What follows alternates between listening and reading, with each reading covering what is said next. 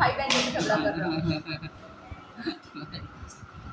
चलो ये देखो, ये ऑसिफुट है, तो यहाँ पे ये हमारा एलओटी पोजीशन, जैसे इसने बोला अभी, तो इसने बोला कि 2-8 जैसे लिखा है, ठीक है। तो अब ये घूमेगा सबसे पहले हो गया engagement, biparietal diameter crosses the pelvic रिब, ठीक है।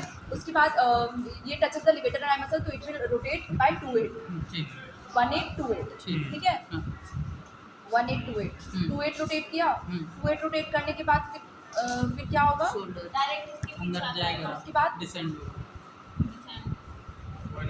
हाँ, उसके बाद क्या होगा, ताकि ना जो शोल्डर है लेफ्ट ओब्लिक डायमीटर में आ जाएगा शोल्डर अपना। हाँ वो हाँ।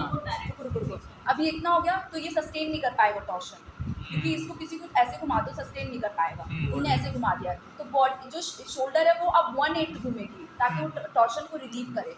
तो अभी बॉडी ऐसे 1-8 घूम गई, तो अब बॉडी किस पोजीशन में है, किस ऑब्लिक में है, लेफ्ट ऑब्लिक, और अभी सिर तो हमारा एंट्रोपोस्टीरियर है, ये हमारा रियल वाला है। तो अब उसके बाद है हमारा कि ये निकलेगा, अब इसको हम बोलेंगे कि जो इसका बाइपैरेटल डायमीटर, हाँ क्राउनिंग, अब जो बाइपैरेटल डायमीटर है वो बल्बल आउटलेट को स्ट्रेच करेगा, तो क्राउनिंग, हाँ क्राउनिंग अगर कोई पूछेगा तो हम बोलेंगे कि बाइपैरेटल डायमीटर स्ट्रेचेस द बल्बल आउटलेट, एंड अगर मान लो कॉन्ट्रैक्शन भी नहीं हो रहा है, कॉन्ट्रैक्शन नहीं हो रहा है तो भी इसका जो हेड है वो रिसीड बैक नहीं होगा, ठीक है। If the contraction is over then also the head will not recede back even when the contraction is absent, तो इसी को बोलते हैं क्राउनिंग, मतलब हेड नीचे आ गया वो नीचे ही रहेगा, ऊपर नहीं जाएगा, तो ये क्राउनिंग हो गई। अब क्राउनिंग के टाइम पे एपिसियोटोमी हाँ, क्राउनिंग के टाइम पे जस्ट क्राउनिंग के टाइम पे ही हम एपिसियोटोमी देते हैं, या फिर जस्ट बिफोर क्राउनिंग, ठीक है।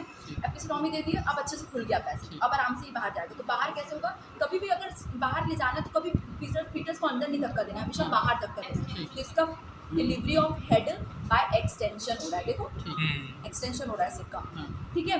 लेकिन extension in the sequence of vertex, कैसे सबसे पहले हमें वर्टेक्स दिखेगा जब हम नीचे से देख रहे होंगे, वर्टेक्स, फिर brow face, in the sequence of vertex brow face, and then remaining जो ओसिफुट है it will deliver out by flexion, तो हो गया, ठीक है।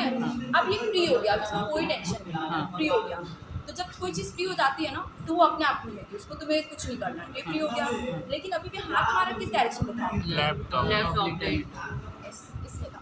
लेकिन याद रहे फ्री तो ये हो गया, इसको थोड़ा ऊपर उठाओ तब पता चलेगा, याद रहे फ्री तो ये हो गया, लेकिन इसमें अभी भी टॉर्शन है, इसलिए अभी ये जाएगा रेस्टिट्यूशन में। यार मुझे थोड़ा सा, हमारा को थोड़ा सा भी कोई मोड़ देगा तो हम ऐसे करेंगे, वैसे फिटनेस भी अपने सिर को ठीक करेगा, तो ये अपने सिर को कैसे ठीक करेगा, इधर कर लेगा, अब ये नॉर्मल हो गया, इसकी वजह से कोई पूरा टॉर्शन बॉडी नहीं घूम है। जाएगा। पहले इसका इतना था, अब 1/8 ये ऐसे कर लेगा अपने आप को, तो 1/8 जो होगा हमारा वो रेस्टिट्यूशन में चला जाएगा। लेकिन शोल्डर, हाथ को भी वैसे है, इसने अपने रेस्टिट्यूशन कर दिया, ठीक है।